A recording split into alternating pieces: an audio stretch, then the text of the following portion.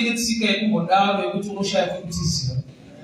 Kuti rega ndigare ndiri muno macho zvakaoma ndende joni dhudhula yekudzinga. Saka unozoona kuti unoiswa pakati nelife. Marriage yacho ndoisiya ndoenda kwedu kwaunoti kwedu kwacho hakusisina vanhu kutonenezeko. Ende ukatoenda kwavari unoti shinga dzokera ikoko kubavushindikesa. There are times of life inoisa munhu pakona in that position. Unomanikidzirwa neupenyu zvokuti pekutizira kana wokuudza tinonguva unomushaya nokuti wanoda kupawo zvichemo akutochemawo. Iwo uri kuchema kwaunosvitsa zvichemo kunotochemawo futi. So there are times ekuti life inosvika pakudaro. But chazvakanakira kudenga kuna Mwari wesolution. Kudenga kuna Mwari unogona kuintroduce munhu nanaomba usingatarisire unokubudisa musishina yakadaro. Situation dzakadaro dzinomboda the hand of God. Men's wisdom aishande. Kana mupoto uine rufu munzvimbo mune famine hapana advice zvinongapiwa. Ukadziregera kudya wagara ukufanira kuti kune nzara. Ukanzi chidya wakutokasika kufa nezvawacho. Saka pakadaro apa hapadi men's mind or wisdom or good idea. Pana the divine hand of God. Aliziva tenishomera ari kuti in my situation nakuda kuona ruoko rwaMwari. 2 Kings chapter 4 verse 38. And Elisha came again to Gilgal, and there was death in the land. And the sons of the prophets were sitting before him, and said unto his servant, set on a great pot, sweet pottage for the sons of the prophets. And one went out into the field to gather herbs, and found a wild vine. And there gathered therefore wild girls, which was full length, and came and shook them in the pot of pottage, for they knew them not. So they poured out for the men to eat, and it came to pass when they were eating the pottage, they cried out, Oh, thou man of God, there is death in the pot, and they could not eat thereof. But he said, Then bring me meal. And they brought and eat, and poured it into the pot, and said, Pour out for the people to eat, that they may eat, and there was no harm in the pot. Father, we thank you for such a time to hear your words. Muzita la Yesu Kristo Nazareta. Amen. In Zara, it was during the time of famine, time of drought. Madonga waita meeting. The prophet Elisha and the sons of the prophets wale meeting yao. So ngoe kuti vachiwana zvekuti hapana ndongo vatuma vaprofita kuenda kunotsvaka muriwo. So zvanzi vakatora mizambiringa yemunhu the wild vines ndokuya navo vanonge vaziva kuti iri poisonous. So vauya nayo ndobva yabikwa vanhu vakudya vari pakati pekudya ndobva vakadiscover maybe because of taste or something else ndobva vataura muprofita kuti munhu washe mupoto maita rufu. Already rangu rakotaura kuti there was death in the land nekuti kana kuine nzara nyika ine rufu. Ndobva vatsvaga zvekudya kuti vabike ndobva kwaita rumwe rufu rwakare rwuri mupoto. So hapana kwekutizira vakaregera kudya vanongofanira kuti kunze kune nzara vakadya vanofanira kuti zvavabika zviri poisonous. So death was from both sides. Life inetsika yekumbodaro yekuti unoshaya kwekutizira. Kuti rega ndigare ndiri muno macho zvakaoma ndende joni dhudhula yekudzinga. Saka unozoona kuti unoiswa pakati nelife. Marriage yacho ndoisiya ndoenda kwedu kwaunoti kwedu kwacho hakusisina vanhu kutonenezeko. Ende ukatoenda kwavari unoti shinga dzokera ikoko kubavushindikesa. There are times of life inoisa munhu pakona in that position. Unomanikidzirwa neupenyu zvokuti pekutizira kana wokuudza tinonguva unomushaya nokuti wanoda kupawo zvichemo akutochemawo. Iwo uri kuchema kwaunosvitsa zvichemo kunotochemawo futi. So there are times ekuti life inosvika pakudaro. But chazvakanakira kudenga kuna Mwari wesolution. Kudenga kuna Mwari unogona kuintroduce munhu nanaomba usingatarisire unokubudisa musishina yakadaro. Situation dzakadaro dzinomboda the hand of God. Men's wisdom aishande.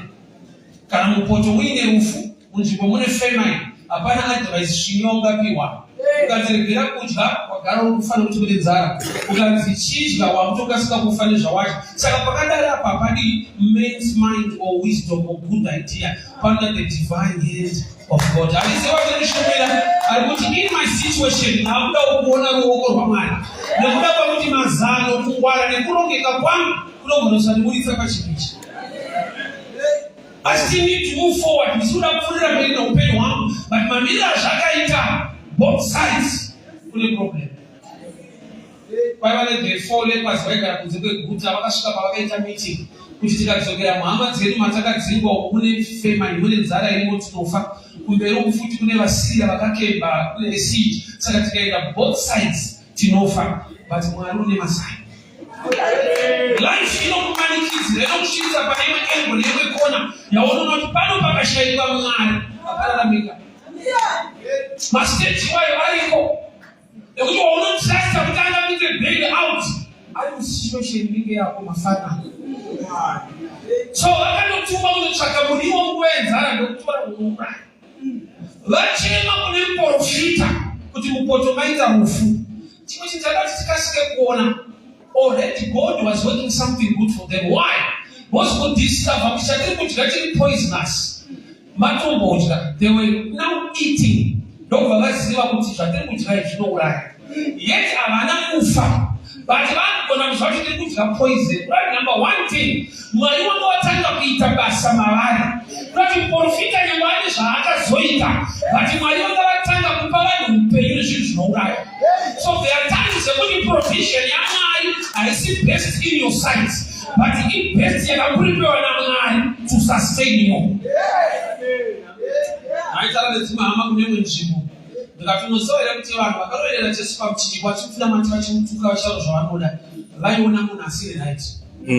But kune mbavha 1 yakasarudza kuti kuna Jesu Ishe. Vari kumuroverera vamupe status iyoyo vanabasa naye vari kuti ari kuita blasphemy. But kune mbavha yakasvika pakuti ine nhakopi zvinotaura vanhu. I need a personal revelation concerning God. Ruvengo rwokuhotspotwa ruri dangerous. Unovenga munhu ari destined to help you. Nekuti akavengana nanhingi zvinoita sekuve qualification yekuti achivengana nayo. God works in mysterious ways. Vamwe vanhu vaunotreata sema enemies, they are part and parcel of your destiny.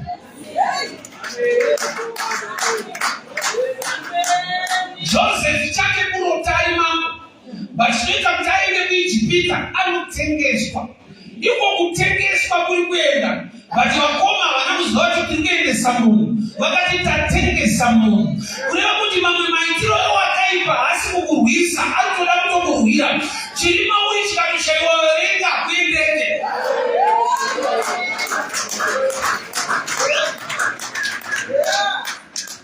So vari kudya ndobva vadisika kuti vatiri kudya zvinouraya. Hapana achafa ndamuvoreko nekuti makabva adonha basi vanoti kudya zvinouraya. Vatonipo necheitomira so kuti zvatiri kudya izvi zvinouraya. So kana zvichiuraya hapana rekodi. Profita hauzwa kuti zvinouraya. Dai vakangofa munhu aigona kuti imbomirai kudya tonetseu yadonha. Hapana achafa kureva kuti Mwari makavatanga basi. Pamwe pacho munana muhombe ndokuti Mwari achiri kukuchengetedza zvakadai so. Nokuti zvinokuwira zvinotoda kuti ufe. But nyangwe usati waane breakthrough, but uri muprocess yekuti God is sustaining you. Zvizhinji hazvisati zvauya, but haurari nenzara. Mari zhinji haisati yabatika, but nyasha zhinji dzakabata upenyu hwako nemhuri yako. So vanhu ava hapana achadonha. Vanhu vanodya poison.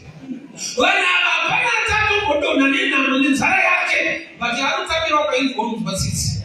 But achitaura unovhunduka kuti anorarama sei. Saka zvinoita kuti vavhunduka kuti unorarama sei. Zvoreva kuti Mwari ane chaari kuita mumari shoma imwe. Mwari ane chaari kuita nechirwere chiri muropa rako. Nokuti ukaenda kumedical site vanodza kuti statistics kuti kana munhu arwara nechirwere ichi ari pasituation yakadai so vasatombodzwa chiremba achiti ndiwo uye une kadhiri ndiwo kurwara marwariro aya. Vamwe vanotouya vakatakurwa in this position kana vari pastage. Kuda kuti pane pamwe pakuti healing haisati yapo. Chirwere chacho hatina power over your life. Yes. Uri kurwara but hausi kufa nokuti Mwari wacho atanga kuita basa mauri. Yeah. Powerful. Hapana achadonha. Vanhu vanotomira vachitotaiwa. Zvatiri kudya zvinouraya. Dai zvaiuraya madii kufa. Kureva kuti vari kutotadza kuona mumwe kuita kwaMwari. Kana ari tani munana wangu wokutanga hausi kuregera kuti uone shuva. Nokuti Bhaibheri rinoti akakandwa Like I go to find who can go back to you. But you put Akalinda safely was the number one miracle. You put you run to where you're getting the sugar, but you can't. But you will cooperate at that level. So by the way, when you are coming in Monana Muku, go down to take a line. When you shall not do it, I shall not go and the balance. But I'm still standing. Yes. You know, I'm not going to walk over. You know, those who have food and exercise. You know, I'm going down to Shanghai, Shakanaka, but you need another one for. You know, that's how we are Shakanaka, who's taking with you up. You know, that's how we are Shakanaka, but you need a few of them. Like you say, Shakanaka, my other miss out Shakanaka. Situation, you know what I am, but you sustain. It's the grace of God.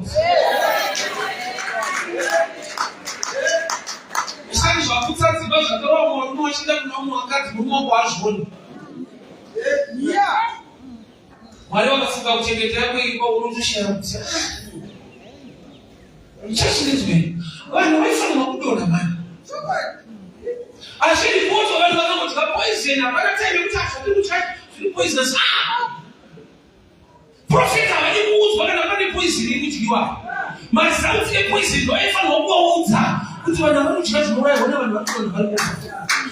are times people ask complain. Instead, you are heart of thanksgiving. Why don't you already the situation you don't complain? You are still standing. Yeah. The issue of blood. It was a survivor. Imagine bleeding for 12 years, not hours, not weeks, not months. 12 years and still walking, still standing. Congratulations, when she was a survivor. And then the grace is required to a level where you know I bleed for 12 hours, you can die. Imagine, yes, and still standing. Yeah. That's the grace of this one. Situation you only have to complain about. She's not a mushi. Untaza kuona isikuwa tunazungumzia na mwalimu life baba. Na ukitaka santo mwamira mushi utilo wakamira. Watu wao ndio wakamira mushi situation. All right. Pani nyasha takabata kwa mfano life yao situation hiyo. Yeye mtu anaruhusu kwa chita kuna mabasa ya uchenda basi. Unataka kuona mwana wa mwana. Yeah.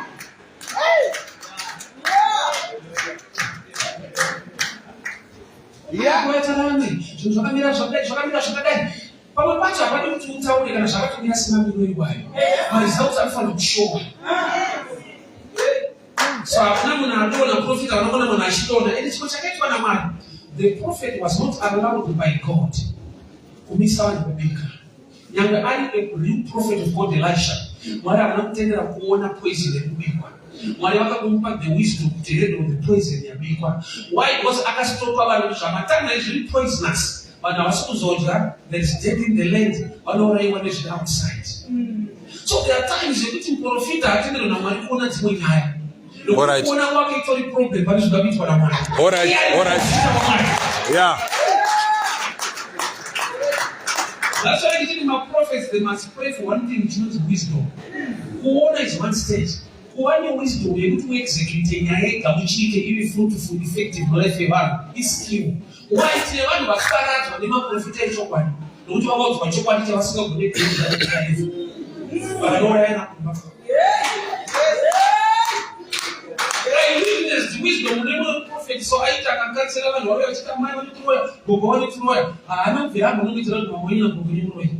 I don't worry. See me in my office. He knows that I will anymore, even the public. They are persecutors, certain community. A true prophet must pray for great wisdom. Only God can show you things, but telling people things with wisdom, it only matters. Why you can destroy instead of. Imagine, I think when I want to pick a poison, over there, I will pick up. So I ask you, one, kwenda nakuta aone but any solution saka akaona hapo kanisa akasaona ametoshida mtu ana majitiki ndio wameo kana nyama yao kuna Jesse mofu Jesse ndio zakapata ameni ndio akabuda nayo mkuta ndio vali fila mate kumesi mofu chaita kuti Jesu abvise pofirwa hama dzavo inyaya yekuti akapfirwa amati hama dziripo vanogona kukupenga musati daunogumere wedu kushii saka kune munhu nani wekuti Mwari akada kukuitira mufanira kusununga pane vakuwana kutaurisa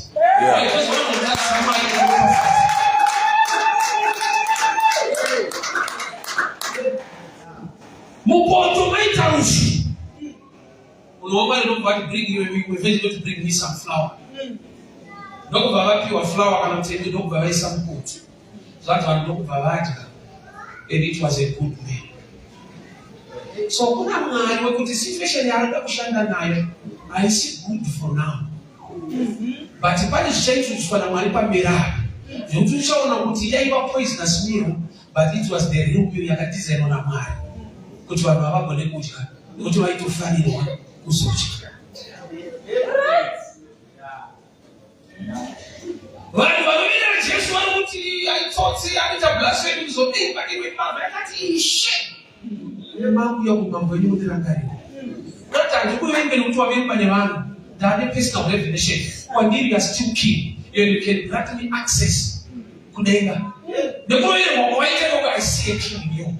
Tine vanhu varovererwa nemanewspaper, varovererwa nesocial media. Zvekuti wakajoina mass ekuroverera munhu hauna kuzoziva kuti kune chinonzi personal revelation. Vamwe vanhu vaunovenga wakaverengeswa nevanhu vanovavenga iye Mwari ane zvaakaronga kutsvene wevaife.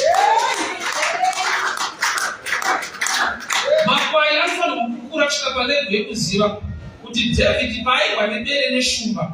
Bere neshumba zvakasekuinga David. David was just a good shepherd ari kuprotekta makwai kubva kuzvikara. Saka pamunoona David achirwa nemapere nemakwai musati ndiye akamapa. Unotadza kuinterpreta makwai pane kumwe kutukwa vanhu vaMwari wanofunga kuti vanhu vacho ndova kutukwa. Haugoni kutuka chakakubafadzwa naJehovha. Mazwi anotaurwa against vanhu vaMwari uchijoina episode uri kujoina public but hauna personal revelation. Shumba nemapere hazvina kuuya kuzodya David, zvauya kuzodya makwai.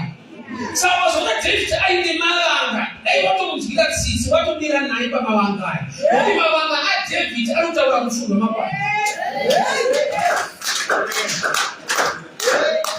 Tine vanhu vasikugona kuandastenda kumupita pamwari nokuti the devil chaanoita anoda kuataka the shepherds for the sheep to scatter.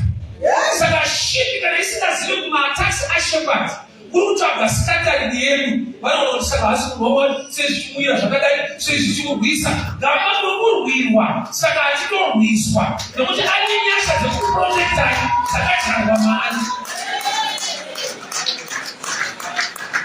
Saka unogona kujoina mamwe makwai anotaura zvaanoda against devils nokuti hauna inonzi personal revelation yekuziva. Murume akurerwa pamuchinjiko apfirwa mate nevanhu achinyirwa nevanhu but kuna akati no I chose to differ. Uye handimufire mata handimusvipire handimutuki but ndichamuremekedza Ishe kana makuya muumambo hwenyu mutirangarira. Ndovano zvirokwazvo ndichange ndiinewo kuparadiso.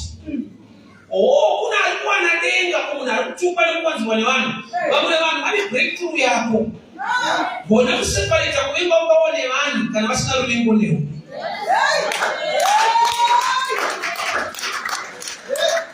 Cheziyemiviri chabimba mupoto chinouraya vakaregera futi vachafa panzara.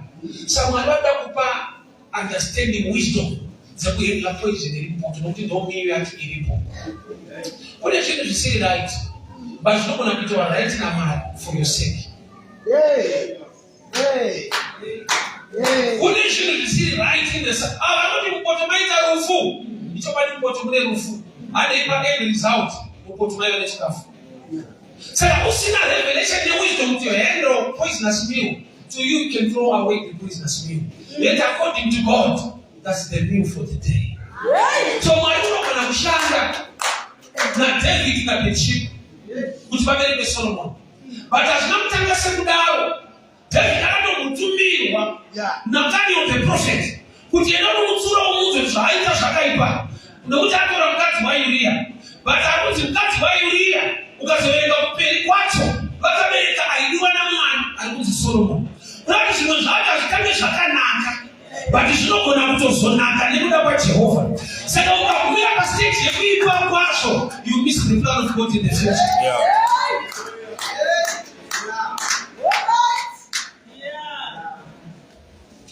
So tine vanhu vekuti vagumira pastage yekutanga vasiri kuona the next stage ndakuti vazvinona Mwari.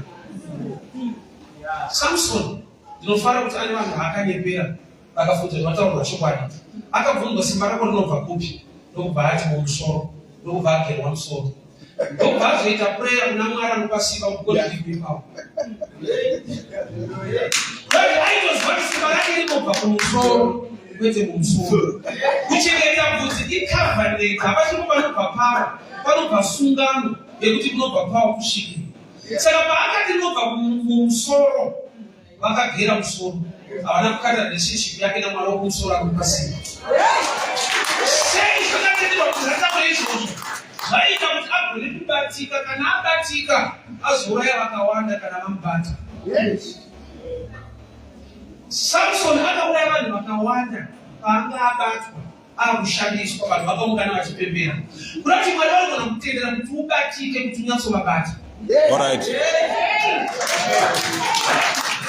Unoita munhu unoza kunge wabatwa mukorurohwa, but there's something good Mwari chari kugadzira mukubatwa kwako nokuvabata kwako. Enda kunoti God Mwari unoshanda nezvinhu zvese. All things work out together for good. Vanoti vanoreva negative and positive. Zvimwe zvausingatiseka nakutisisa. Powerful. Mupoto maita rufu. Yet vanhu vakararama nefurwa yomupoto nokuti Mwari ane extracted something to aid inside. So panoti bring me flour is talking about bread, is talking about Jesus. But nyaya yako ikawana Jesu anopinda mairi, chakachiri meant to kill you is called life.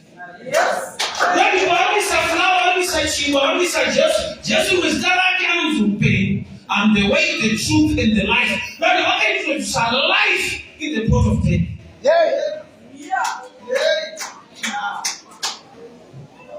Muprofita asikutenderwa kuona zvichibikwa.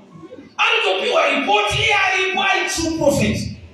Ingaita muprofita kuita muudziwa. But vanhu vari kumuudza vaita sekuti haone. Kuona anotoona but Mwari une zano. Saka vangomutendera kuti regera kuona nyaya iyi. Ndizokupa wisdom yekuhendla nyaya iyi. Saka zvinoita kuti Mwari vatendere muprofita wokusaona. Kwete kubvisa pauprofita kuti panguva iyi panyaya inyarara regera kuona chinhu, nokuti ukaona unospoila zvakuda kuita in the future.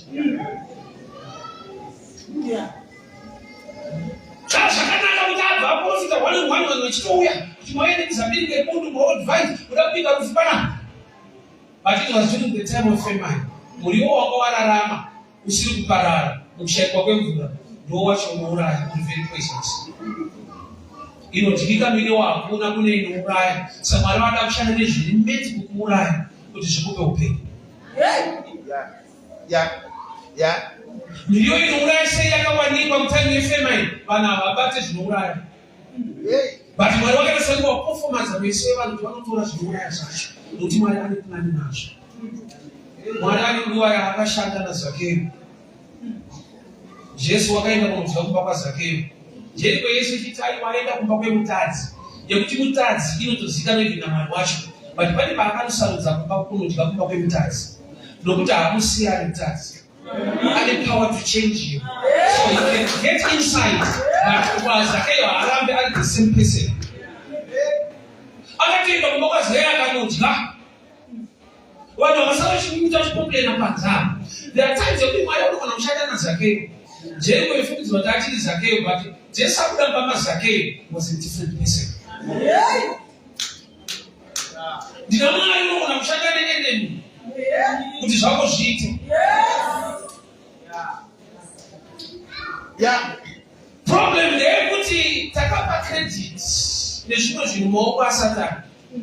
Gamba Satani wacho anotoshandira Mwari. They are explaining how the devil works. Don't Bible rangu not if the devil knew plan ya Mwari concerning Jesus, haigona kuroverera Jesu. Jesu inoita akarovererwa kuverwa. Tinoita takune kurovererwa kwacho. akabata basa kuti Jesu aende pamuchinjikwa is the devil. Nokuti ndiye akapinda kuna Judas akatengesa Jesu akarovererwa Jesu ndokubva akunda. But the devil was busy working with salvation ikude. But anoshanda asiri kuziva kuti zvinobuda sei.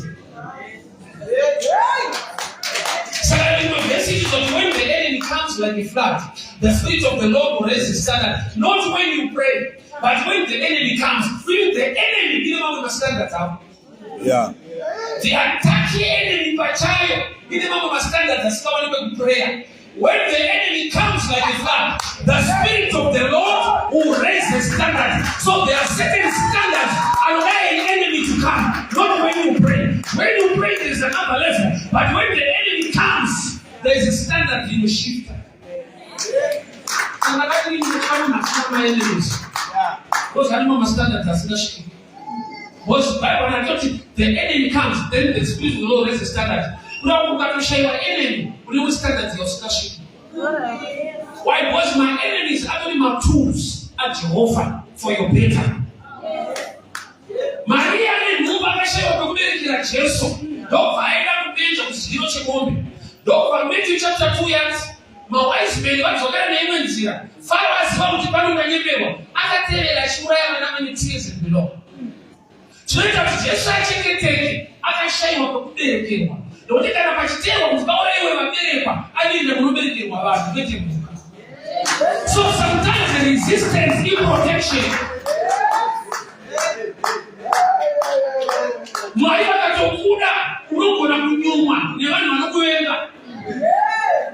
Na wale urongo wao push factor. Maria asungozia kuti ndikarambirwa pano kwanda cheketeka. Chakune we know is good for you. Kuno musanga mushimo kwa kundakira. So it's good to know but the best thing right time, the right people. Joseph not for 2 years. Why?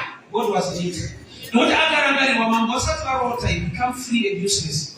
Was another opens a man who can now wonder. Utawani position yakamota. Saka chinoto chake chili connected ni chinoto cha mambo. Saka kukuda mambo wasati wa rota. Waranga ni wapa wrong time.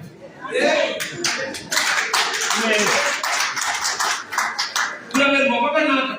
Bataranga ni wapa right time and the right people. Because when I say right, wakakuranga are we effective at destiny yangu. Nós não paramos de estar no mundo. Amburamba. Os orowana boas. Yada ya second phase. Não me boas. Akaki do mundo. Tora muito umurore. Tori na kayaki. We don't have such a long attach. Don't you tori na kayaki na kayaki. But I didn't put into yaka muro. What says a little man. Sada she na kayaki do kashafu. Boas I could see Ramona. I found the Aurora. But saying my attendant to me, I only disadvantage to me. It was a temporal issue. Remember, boss, the boss, so when God wants the best for you, but this is someone who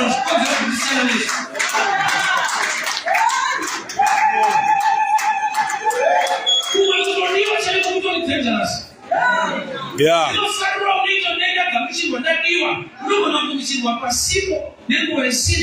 What is for boyfriend who comes in my chaipo? Never chaipo.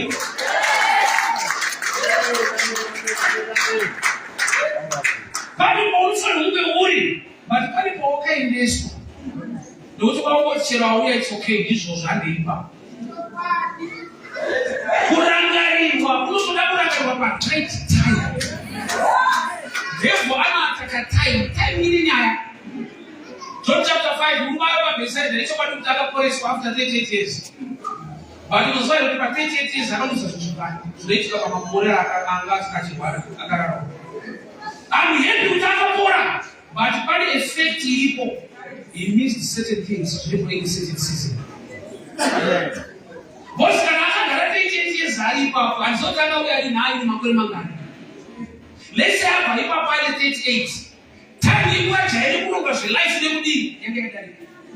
So healing why one about you, it's like the devil trying to say the better from Italy.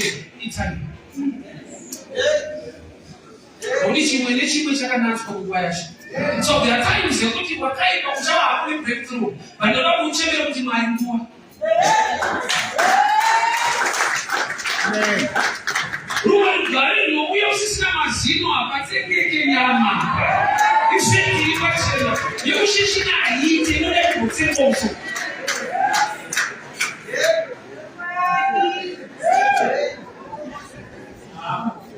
Wakaiba hadi mtushi hicho anopata kwa time. So mpoto maita ngufu. But Elisha not by side the man to bring me some flour, bring me a meal. Happy or not by support. Oh, God, you feel like Mason. Manga by the meal. Cannot manga by the flour. But how far you then will chant. Straight off funge. Kutunacho chinoshanda. But in the name of Peter, you don't shanda the slashan is now. Shakanaka Shriba. Adam Akauts, Madame Marie, the place of Sia. Asata pesa kwa watende hapo ndio mnaosema unapotea na problems ndio hakuja asia wakatende spirit yetu shakanaka filipo unabara shakaito inataka futimani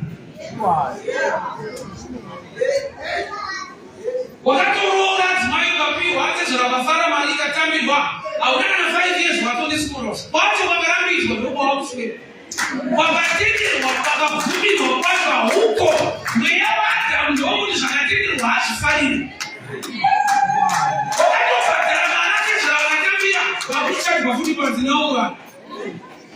Amen.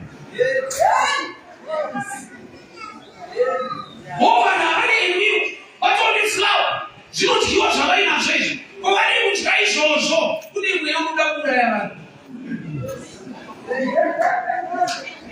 I will carry some to a again, but people sound like the ones what to do. Who points and who food, nobody that she will Torah. Yet it will go with the flower, you might not be what she wants to catch, but maybe I will know to go for it. Shakanaka Shilipo, Shakaiba knows no kids. But only part of what can be Papan, but I will do something a woman no right. But the parents' relation, the people some flower bring me a meal. They still have a meal, but I will choose something opposite.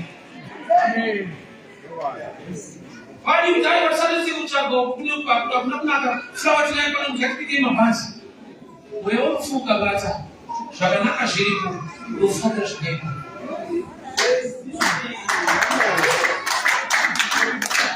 How much so swap or move her, what it was not now? Who knows what to know about him? Come to go, she wanted to sleep now and to sleep. Oh, my touch you! A poison you will make when I see you. But I'm only flower, but hey! Myself, I will do us Baba Panza. Maybe I should have put the jail of Kama Panza. Kajaira was just more beside Tamuda Shina. But it's not so good, she was such a slow ride. I got supported the tissue. Oh, I can't know they are the sons of the prophets. I don't know prophet. I don't know what is a poison to one body. Do you know the prophet sometimes can kill? But how many is a royal to a bad love or prophet? Nobody can only prophet, you need to pray for wisdom. Amen. Why put us by your one thing? Who's my time in town and you tell me that the matter you know, it's king. As you live anyway, as you live for your understanding life. When they answer, one of the stuff and banish you. Good one for one, but not at this time. Why don't you have a look at that? The truth is very sensitive and dangerous. The couple of numbers young was born on only to discover after all living. The Mama or managers of you. As long as it was Shikura, why was it eternity? I was in one week, no data TV, without Sarasa. But wako understand the life, it's not a problem. Naitaka suzu watiliwa na wadi kutaisa mzao. Zine nyanza tayi kuna mita do udiki wachoka. Udika afunde semu mkuu. But wakuti dakura, she's my sister and the saints. Shakutana babu waka isini ya mwandi. Kurati, ya you know the truth. But wakuwa understand at the level hii, I set here in at the integrity of you are the truth in this level. That's wisdom. Wisdom chi, mcheje chi, uzwashe kutaura. Nebu wa ishi kutaura, nebu kutaurina. Amen. Nishauri ni mafila leo mtu ofaka kishua.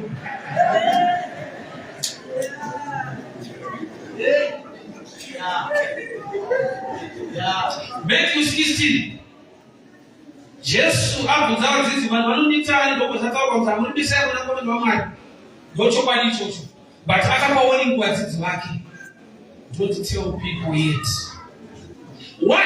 Na udiwa ni wakasi yao nimesema na kwa mali. Amchifu kwa bendeki. Hakuna kubata mara tulele kwa mchichi. Bali wanuda mali. Chakala tuwale Yesu kwa mchichi kwa. Mambo wasina kati revelation mtini ndiana. Wazi wakabu wile vitu damani washi. Sasa karani chokwa kuti ndiye watili nae. Plan is salvation yaifa. Sasa yabo keep that as a secret for a while. She might never cross those who talk later. Yeah. Ashite kuta Abraham uze mwana wake wachipita pako mwana kutachibaya chini wochikuta ulandicho. Awashike pamusora pano kutiza mfano. Chakapa Isaac kubonoshika pako babu wake Abraham was a secret keeper. Message ya mukisa kumba uyane mwana wako udipe. Babu pizza go mwana kutachibaya chini pi. What did God provide the help? Akakupa revelation. Kweti the original way to happy was happening. But when the revelation one on page the truth. Church this way. Mupoto kunenu mfu. Bana watu ni flower. Watu ni emiu ya bai nayo. But wakati wanemu ya wealth. Mota chayo marot signs mari mosquito limit pano de jakati kana mwe wealth wapata. Kusha tuna argumanyire hapana awazi anukiwa hapana kutupa shule kwa mbele ngoda kumanya.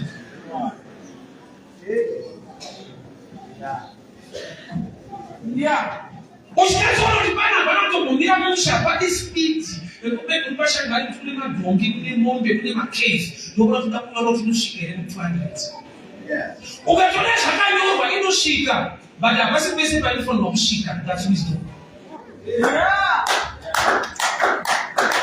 Chakani mtwani ulipana kwa drive 880. Awasi kujimotea hapa ishika 100.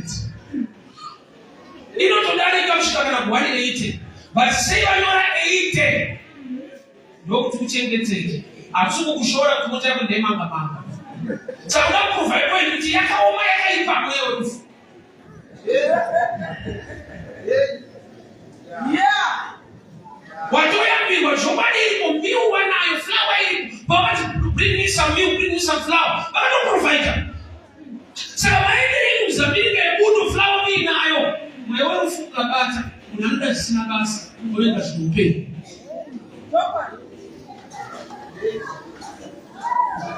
Yeah. Bado shamano baba leo mtu kushia kuna chifire. Ndio ndio ndio smoke mnaoya kitaka. Ufuate hadi ipe. Ila hili bible. Yale nyoba. Smoking is harmful. Jilimo akala na vitamins na shimu ni nicotine. Atishikafu poison. Uneta. Ndio kana sema papa kwa hiyo na manufaa. Sisi shakabe waipapa unaada taada face. Abali face hiyo wanacheza forge na watu baada kuweza mambo kwa ule. Sasa waka ni mali zote yura jilimo. Ungabati watu kature na watu yura. Watu yura kijino braya zile harmful. Kuja harmful as lot mtanda kura ya Mungu. Mimi leo kama nilishona taibatika ndogo kuacha. Watu mtaamfu kuko ndogo kubaza. Yote leo tena watu ndugu wangu.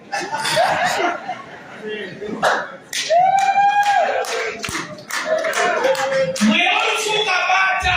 Hivi ongea mchukoro. Unataka chakani za amfu. Watu injwe. Hakuna muda kurwara, hakuna muda kubara mapopo ake. Futi yakatonyorwa, vachinopa munhu kutenga kuchikora akaenda achigona kuverenga. Wewe zvakanaka zvingatyike zviriko, anosiya mbiru kana fulawa. Otomati mari shoma yainani ndemuzanga. Mutsanga mari itopana mabhanzi kuti atodya asimbe, anozwa kuti toda taya kune nikotini yangu. Wewe option zvakanaka zviripo, anoenda kune zvinuraya.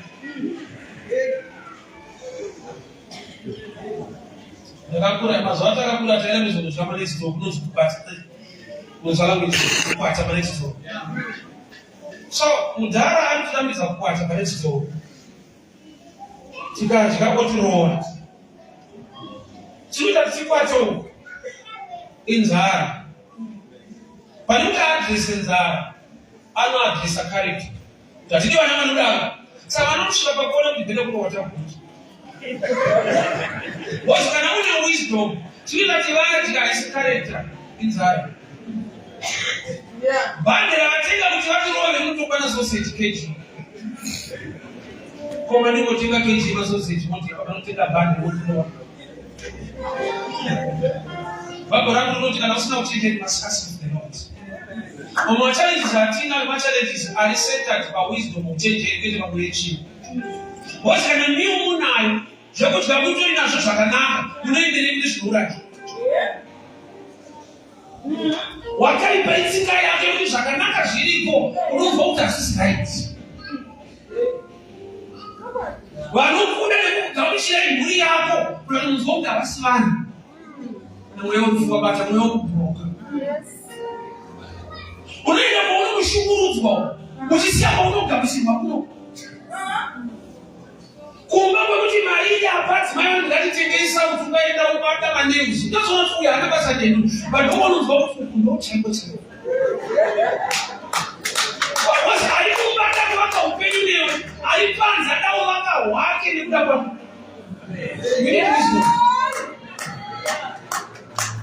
Paunodiwa udi unoda paunoda iwe.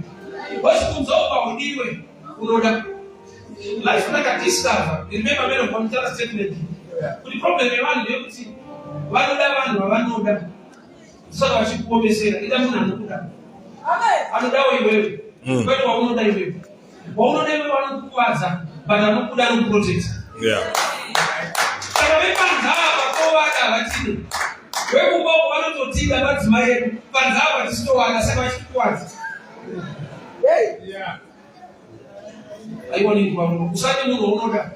Ida munhu anokuda. Ndokusiyana kwavanhu mukadzi nomukati. Panzava ndounotoda. Mukati munhu unotodiwa. So unoda nokukuvadza. Ida anotokuda. Why? Because I did to build you. Weapons are there to build her life using you. But you have to provoke bata. Uzabinga emuntu. Jesus said to John 15, I am the true vine. You end up my wild vines. Somebody your body is such. You go from the water. That will not have a Facebook. But just like it, when I was under my stage, the same people were on my sofa in the church. Rubatiriwa. Ah, when wakapiwa na mali shikoishi. Machiso kiza gitari chipo. Pagetu wabadara, ukati wakanda futi. Nyinga ikumbule. Chikoti da akuko umwani. Mtotwa. Ima mtotwa kanda liba doma batara. Achini za futi mokanda. Koza udasi problem. Yeah. Nanga ya waenda yunoshikirwa kuti kubatsire. But mara upe zvashika unobaba zvashikira. Mombe dzen'anga, imombe dzinowena kuti ane mweya unouya paari. Saka mombe hadzidzemene dzen'anga nepese. Vanonozwa kuti it's okay. Hakuna mzimu unomombe, munhu ane mzimu ndiani mombe. Nyika ikompureni nekudzidziswa. Because matare makashandiswa. But Mwari vakaudza munhu anochinja life yako. Zvose kubayiwa kuti zvanyenga.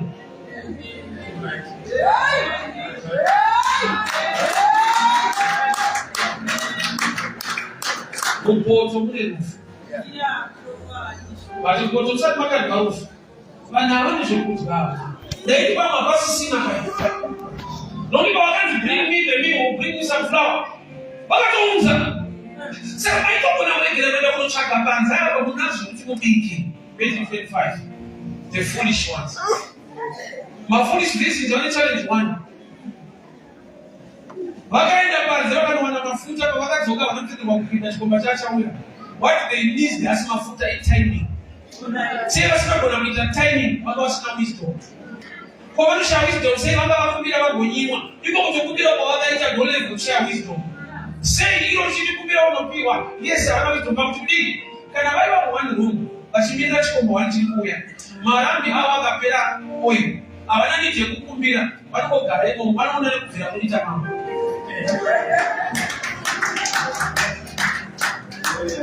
Makakonekitwa nevanhu ava vane oili yakawanda nokuti mune oili shoma. Problem akagona kusakumita kuvanhu vane oili unotoda kuti mutobvirawo murimo. Muri kupisa. Kune zvinhu zvausina nokuti Mwari vakakupa through maconnections. Ini ndikada kuva nemwana. Kuda kuva nemwana ndokuita ndirore. Vana vacho ndevangu, but hatigoni kuva navo ndega. Vana vanopiwa senemu yangu. Vanhu tiite vana vangu ndiri ndega so. Hazviite. Ndinoita vana vangu nemumwe kuti ndive nevana vangu. Saka kune zvinhu zvandinazvo zvandinongowana kana ndawirirana nemumwe munhu. Ndezvangu.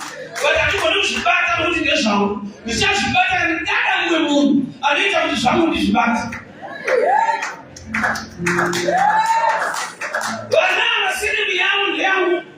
Vadakati kuita ndega zviite. Ivo vari vangu riri ropa rangu. Kutoda munhu asiri ropa rangu kuti ndive nevana vangu neropa rangu. Ndopandakamaonekwa kuti munhu akadini. Munhu unongokunga hana basa pauri palevel yekuziva kwako.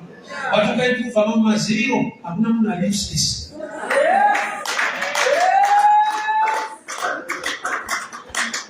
Iproblem yenyika sezvakaitwa naFaro kuti anogona kupedza nzara munyika mune makamusunga kujeri. Nototi kana mamutoda help mamutotsvaga kujeri kwete kuuniversity. Itsika yenyika yekufana kusunga zvakasina.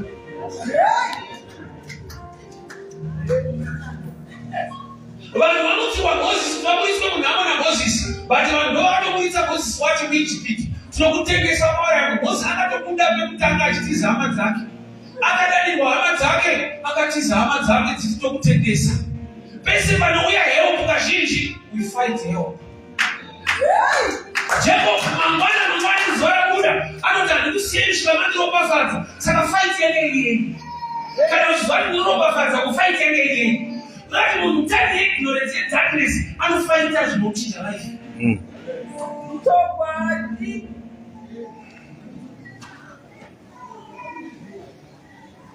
Saka ndaenda teacher irowa. Ndakazodimba ndangu kupenda ndakarowa. Boss mari zao sema nasina kurowa.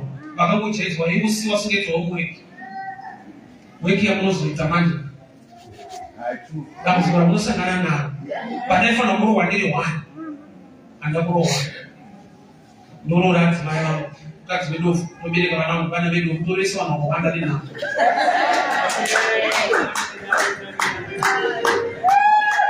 I love when I'm interpreted of the people who are way. Mama na kutribera kana be serious. But akafanya kutamba kujalika kuba.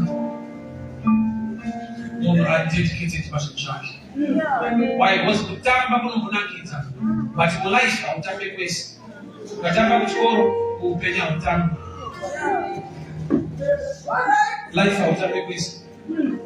Baba wakaita busy mta vasikurara vachiverenga. Muupenyu vachatenderwa kurara iwo ngosikaverenge unoenda kubasa umotirara utanga na 6 months. Wakarara kurara. Atenga afunguwa analyze life zvainoita.